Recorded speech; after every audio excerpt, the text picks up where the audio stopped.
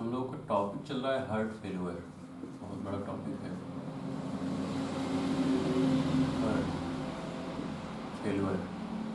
हम लोगों ने पढ़े दो टाइप इसके, राइट वेंट्रिकुलर फेलियर, सबसे कॉमन है लेफ्ट वेंट्रिकुलर फेलियर, और हम लोगों ने पढ़ा right ventricular failure. Left ventricular failure पे हम लोगों ने पढ़ा कि लेफ्ट वेंट्रिकल से प्रेशर किस पे जाता है, लेफ्ट एट्रियम पे। लेफ्ट एट्रियम से कहां, लंग्स में, पल्मोनरी में। और यहां से सिम्टम्स आते थे, यहां के सिम्टम्स क्या आते थे, क्या क्या सिम्टम्स हैं, dyspnoea, orthopnoea, paroxysmal nocturnal dyspnoea और क्रॉनिक कफ और क्रेप्स आते हैं स्टेथो से, wheezing, chest heaviness, S3 sound मिल जाता है, चेस्ट हैवीनेस। तो ये जो रिस्पायरेटरी सिम्टम है ये सब कहाँ आते हैं, LVF में। और जब हम लोग RVF पे पहुंचते हैं तो RVF में सबसे पहले पल्मोनरी हाइपरटेंशन हो जाता है, क्योंकि लंग्स अगर खराब होगा तो RVF होता है, या फिर secondary of left ventricular failure होता है। पहले लेफ्ट वेंट्रिकल खराब होता है, उसके बाद राइट वेंट्रिकल्स इन्वॉल्व हो जाते हैं। सब में पल्मोनरी हाइपरटेंशन होता है, पल्मोनरी STM। और इसके बाद लोड कहाँ आता है, राइट वेंट्रिकल पे, फिर यहाँ से कहाँ आता है, राइट एट्रियम पे, और फिर बैक फ्लो वेना के आवाज में हाइड्रोस्टैटिक प्रेशर बढ़ जाता है। और वेना के आवाज से जितने भी वेन्स वेना के आवाज में खुलते हैं उन सब में हाइड्रोस्टैटिक प्रेशर बढ़ जाता है। कुछ एग्जांपल मैंने दिए थे, जैसे लीवर का हेपेटिक वेन, तो हेपेटिक वेन के इन्वॉल्व होने से लीवर कंजेस्टेड हो जाता है, लीवर के जो सेल्स हैं वो कंजेस्टेड हो जाते हैं। और लीवर के सेल कंजेस्टेड हो जाने के कारण, क्योंकि पोर्टल वेन लीवर में खुलती है, तो पोर्टल वेन भी ओवरलोड होनी शुरू हो जाती है, कंजेस्टेड होनी शुरू हो जाती है।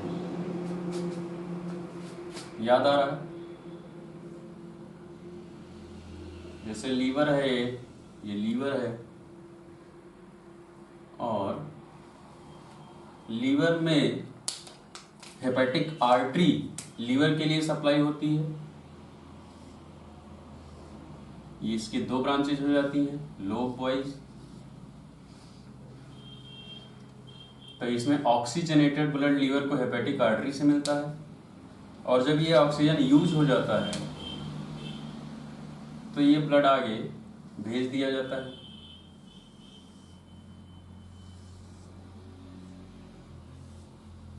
ये हेपेटिक वेन हो गया, और ये कहाँ ओपन होता है, वेना केवा में, इंफीरियर वेना केवा में। ये इंफीरियर वेना केवा हो गया।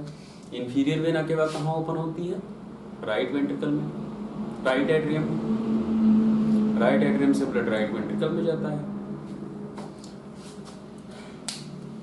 तो जब ब्लड इसमें भरना शुरू हो जाता है इंफीरियर वेना के आवाज में, तो ब्लड बैक यहाँ भी प्रेशर बढ़ता है, क्योंकि इधर से जो ब्लड जा रहा होता है फिर वो जा नहीं पाता है, लेकिन इधर से ब्लड आ रहा होता है, क्योंकि लेफ्ट वेंट्रिकल ठीक है, लेफ्ट वेंट्रिकल पंप करता है, लेकिन उतना ज्यादा वॉल्यूम में नहीं कर पाता है, पंपिंग सिस्टम थोड़ा बहुत चलता रहता है।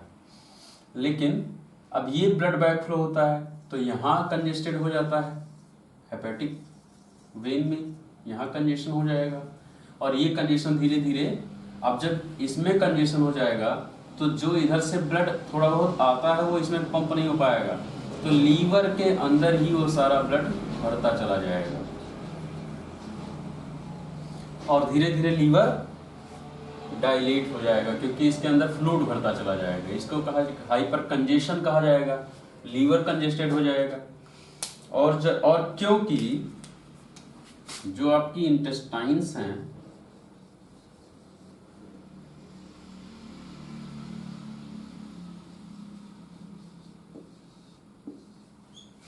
जो इंटेस्टाइन्स हैं, इंटेस्टाइन में इंटेस्टाइनल ब्लड सप्लाई जो होता है उस, और जितनी भी चीजें यहाँ से डाइजेस्ट होती हैं, इन सब को एक प्लेक्सस है वेन्स का, जो कलेक्ट करके सब कुछ जो भी डाइजेस्ट होता है उनको कलेक्ट करके कहाँ पहुंचाता है? लीवर में। इसको क्या कहते हैं? क्योंकि ये पोर्ट करता है, ट्रांसपोर्ट करता है। क्योंकि ये ट्रांसपोर्ट करता है तो इस डक्ट को क्या कहते हैं? Portal vein.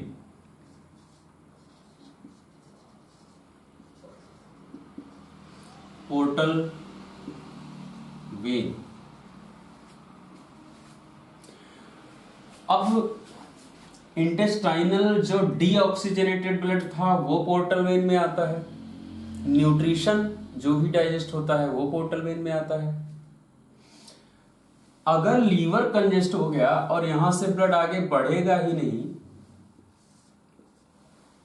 और ये फिर यहां से पोर्टल वेन से सब कुछ लेकर लीवर के सेल्स में आता है। फिर लीवर जितनी चीजें हो चाहता है, क्योंकि लीवर बहुत सारे न्यूट्रिशन, बहुत सारे मॉलिक्यूल को बैंक करता है, तुरंत ब्लड में नहीं देता है। तो लीवर जितनी भी चीजें बैंक करना चाहता होगा कर लेता होगा, लेकिन जब ये कुछ क्वांटिटी को आगे बढ़ाना चाहता होगा तो ये बढ़ाते हैं।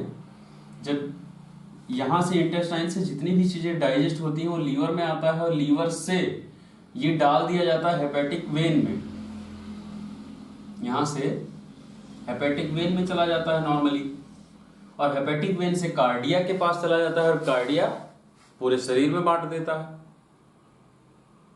समझ में आ रहा है?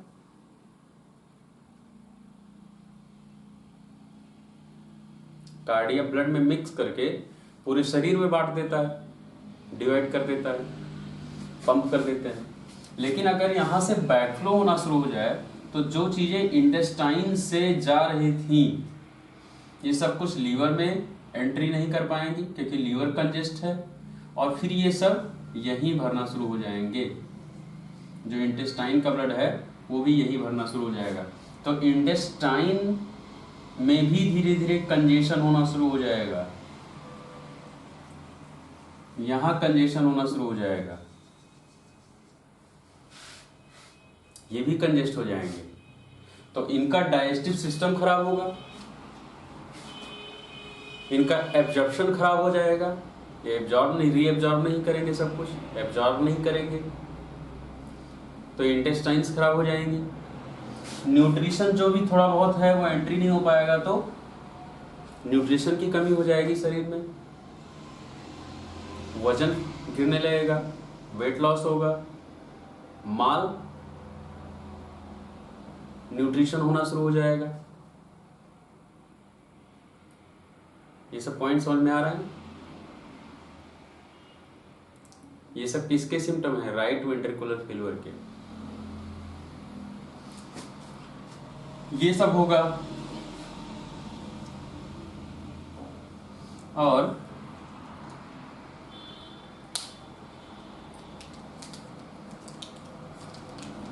यहां से हाइड्रोस्टैटिक प्रेशर बढ़ने के कारण लीकिंग शुरू हो जाएगी, तो क्या होगा? एसाइटिस होगा, पेरिटोनियल कैविटी में फ्लूइड भरना शुरू हो जाएगा, एसाइटिस हो जाएगा, और भी बहुत सारी चीजें हैं। यहां जब बहुत ज्यादा कंजेशन होगा इंटेस्टाइन्स में, और इंटेस्टाइन की आर्टरीज पे प्रेशर पड़ेगा, क्योंकि ब्लड आगे नहीं बढ़ रहा है, तो यहां की जो हीमेरॉइडल आर्टरीज हैं, एनल कैनाल की जो हीमेरॉइडल आर्टरीज हैं, उनमें स्वेलिंग आनी शुरू हो जाएगी, वो डायलेट होना शुरू हो जाएंगे, कंजेस्ट होना शुरू हो जाएगा। तो क्या हो जाएगा, हीमोरॉइड। क्या हो जाएगा, हीमोरॉइड, पाइल्स हो जाएगा। तो एक राइट वेंट्रिकुलर फेल्योर से पूरा डाइजेस्टिव सिस्टम इन्वॉल्व है, लेफ्ट वेंट्रिकुलर फेल्योर से पूरा रिस्पायरेटरी सिस्टम इन्वॉल्व है। और ऑक्सीजन की कमी के कारण, क्योंकि अब ऐसा कुछ होगा तो ऑक्सीजन तो प्रोवाइड हो नहीं पाएगा, और ऑक्सीजन की कमी के कारण जितने भी बॉडी के सेल हैं, अगर उनको ऑक्सीजन नहीं मिलेगा, न्यूट्रिशन नहीं मिलेगा, तो बॉडी में जितने भी सेल हैं, कोई भी सेल नॉर्मल काम नहीं कर पाएंगे। और ऑक्सीजन के लिए सबसे सेंसिटिव कौन है, नर्वस सिस्टम। नर्वस सिस्टम के अपने सिम्टम आने शुरू हो जाएंगे धीरे धीरे, चक्कर आना, डिजीनेस, लिथर्जीनेस, थकान, लॉस ऑफ कंसंट्रेशन, क्या क्या, डिजीनेस, आंखों के सामने अंधेरा छाना, ग्रे आउट, ब्लैक आउट, और लिथर्जीनेस, वीकनेस, लॉस ऑफ कंसंट्रेशन, ये सब किसके सिम्टम हैं, ऑक्सीजन की कमी अगर होने लगे दिमाग को, हेडेक,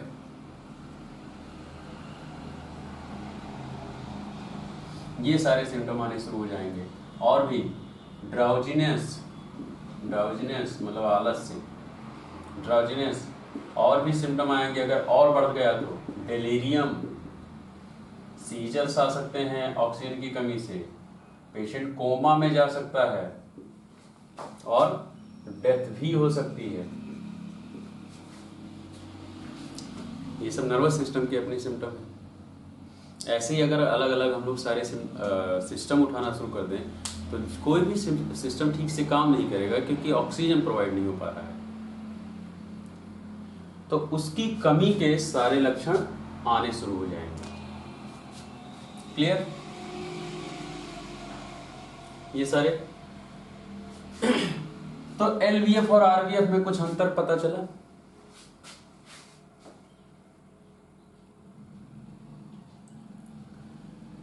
एक डिजीज तुम लोगों ने सुना होगा, कंजेस्टिव कार्डियक फेल्यूर, ऐसा कुछ सुना है, CCF, कंजेस्टिव कार्डियक फेल्यूर, या नहीं सुना है?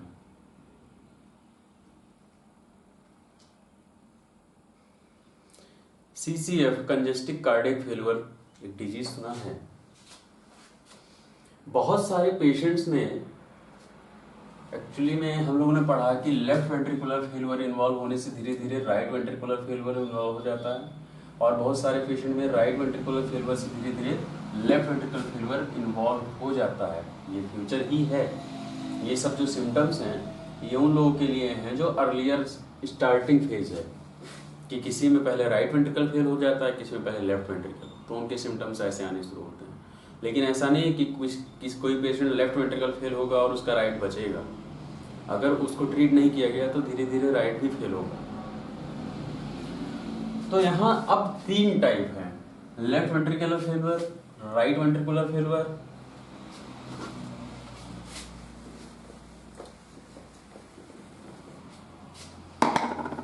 और एक वो पेशेंट है जिसमें ये दोनों हैं, दोनों हो गए। उसमें लेफ्ट वेंट्रिकल फेल्यूर है और राइट वेंट्रिकल फेल्यूर फेल है, दोनों फेल हैं। इसको कहा जाता है बाई वेंट्रिकुलर फेल्यूर। बाई मतलब दोनों।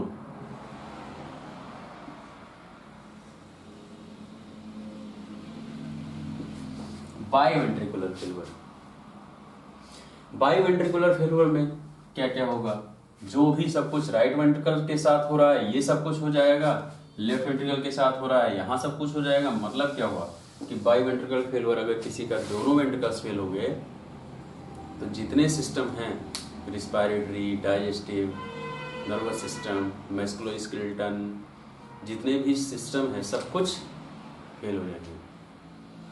नॉर्मल काम नहीं कर पाएंगे, बाई वेंट्रिकुलर फेल्यूर। और जब बाई वेंट्रिकुलर फेल्यूर होता है तब इसी को हम लोग क्या कहते हैं,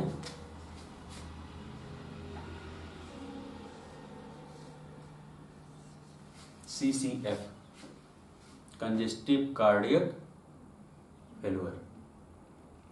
तो कंजेस्टिव कार्डियक फेल्यूर क्या है, जब दोनों वेंट्रिकल्स फेल हो जाए, राइट वेंट्रिकल और लेफ्ट वेंट्रिकल। ये जो बाई वेंट्रिकुलर फेल्यूर है इसी को हम लोग क्या कहते हैं, कंजेस्टिव कार्डियक फेल्यूर, और इसी को हम लोग कहते हैं बाई वेंट्रिकुलर फेल्यूर। क्लियर?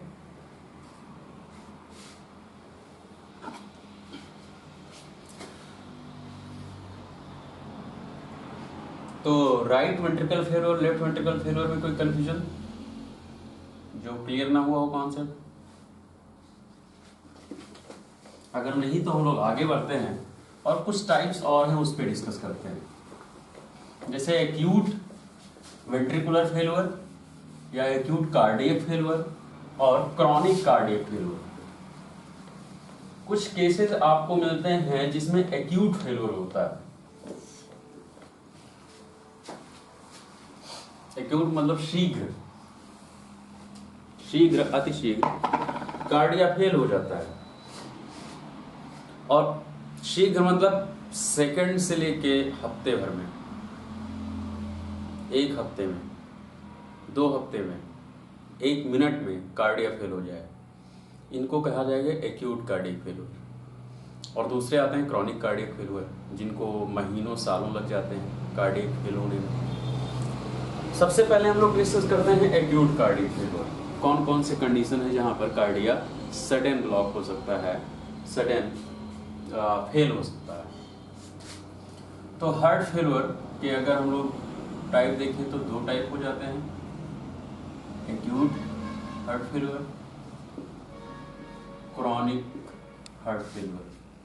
सबसे पहले हम लोग डिस्कस करेंगे एक्यूट या सडन कार्डियक फेल्यूर। इसको क्या कहेंगे, sudden cardiac failure. Sudden cardiac failure basically 2 type के हो जाते हैं। Sudden cardiac failure basically 2 type के हम लोग इसको मान सकते हैं। एक पहला टाइप है acute pulmonary oedema of cardiac origin. इसके अलग अलग 2 कारण अगर हम लोग लें तो पहला हम लोग ले सकते हैं acute pulmonary oedema of cardiac origin, मतलब कार्डिया के कारण पल्मोनरी एडिमा हो जाए। पल्मोनरी ठीक है, लेकिन कार्डिया के कारण पल्मोनरी एडिमा हो गया। और जो दूसरा कॉज है वो है कार्डियोजेनिक शॉक, उसमें कार्डियोजेनिक शॉक हो जाए।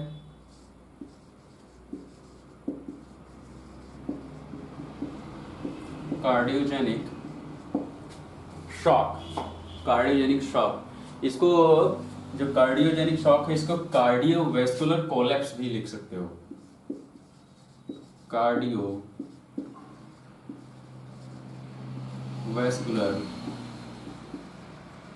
कोलैप्स, कार्डियोवैस्कुलर कोलैप्स मतलब कार्डिया और जो भी वैस्कुलर मतलब आर्टरी और वेन, जितने पूरे सिस्टम में वैस्कुलर सप्लाईज हैं, इन सब का कोलैप्स हो जाए, जितना भी सर्कुलेटरी सिस्टम है सब कुछ काम करना खत्म कर दे, तो इसको क्या कहा गया, कार्डियोवैस्कुलर कोलैप्स। और दूसरा कहा गया acute pulmonary oedema of cardiogenic origin. तो acute pulmonary oedema of cardiogenic origin के अपने सिम्टम्स है,